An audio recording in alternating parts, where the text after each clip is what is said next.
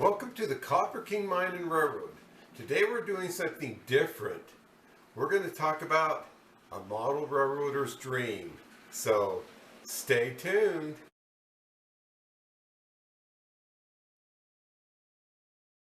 After building my layout, I thought it turned out pretty nice.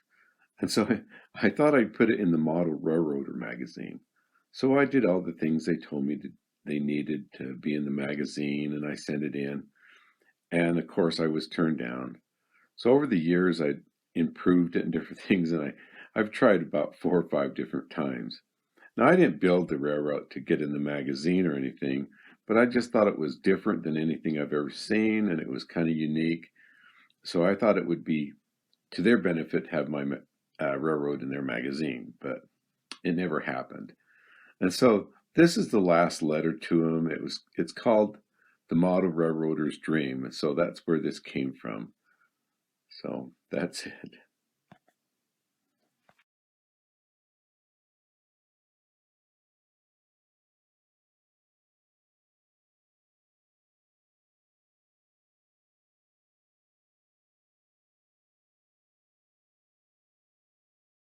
A Model Railroader's Dream. I'm sorry to say, but the only railroad you should be modeling is that of the trains of Bingham Canyon Mine.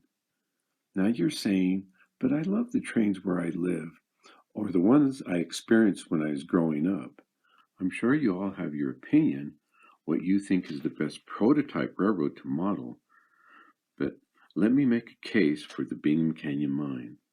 At one time or another, the place had it all: shays, small steam, large steam, electric motors, and then diesels. So just pick your fancy.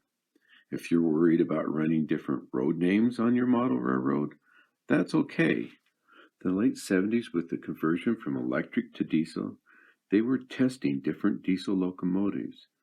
They brought road names from all over the country to test their motive power on the steep grades of the pit. This was also the time I worked at the mine. Mid-70s, I was cut back to the track gang.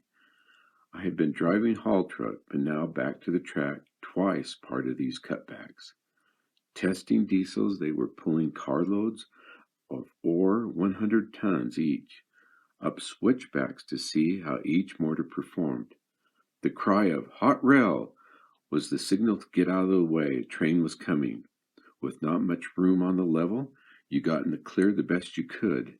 Standing next to these diesels at full throttle, roaring next to you was fun and scary and exciting all at the same time, fueling my already passion for trains.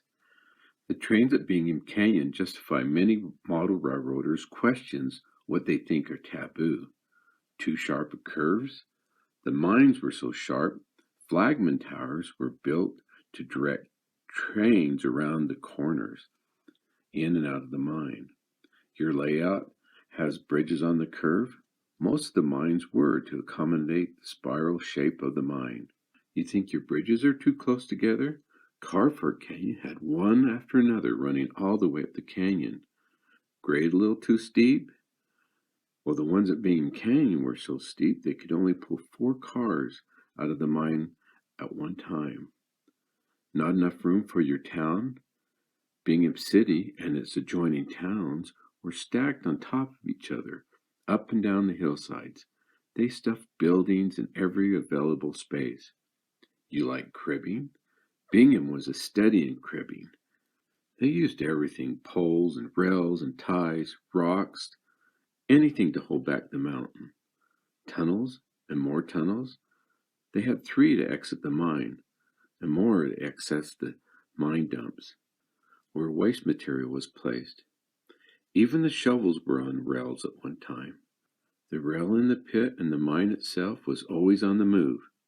With every shovel pass, rails had to be picked up and moved closer to level, making this terrace railroad temporary in the whole mine. What a sight this was to see! Magnificent high mountain railroading, nothing like it in the world. As you looked over the vastness of the mine, you thought you were looking at a model railroad. The distant trains looked tiny on the levels, or was discovered at Bingham Canyon in 1863, but it wasn't until the railroad to Promontory in 1869 and then to Bingham by way of the Bingham and Camp Floyd Railroad, and that was in 1873. That's when the mine started to make money. Then the idea to use trains and steam shovels in open-cut mining, the first time this method was used to produce copper. It was successful from the beginning, mass-producing low-grade ore at a profit. Resourceful they had to be to remove a mountain, then make a pit large enough to be seen from space. Ghost towns in the West came and went with the mine's failures, but at Bingham, Copperfield, Highland Boy, and all the small communities around the mine became ghost towns and vanished altogether in thin air with the success of the mine. You like unique? A bridge half steel, half wood? Electric train on an extension cord? Heavy dense 100-car trains? Special design line cars to work on the pantograph trolley lines? Snow plows being used to push waste material over the dumps just behind large side dump waste cars? Track shifters that clamped onto the rails and then lifted it up and moved it closer to the mountain. Bingham had this all, and more. Living in the shadows of the mine in South Jordan, Utah, my joke is, when you move into South Jordan, you must agree to build only the Bingham Canyon mine as your layout. So who models an open pit mine in their basement? Yes, me, to try to keep some of this history alive with my Copper King Mine and Railroad, to show the world that once there was a place that was remarkable, even magical, one of the most photogenic high mountain railroads in the world, and it is out here in the West, truly a model railroader's dream come true.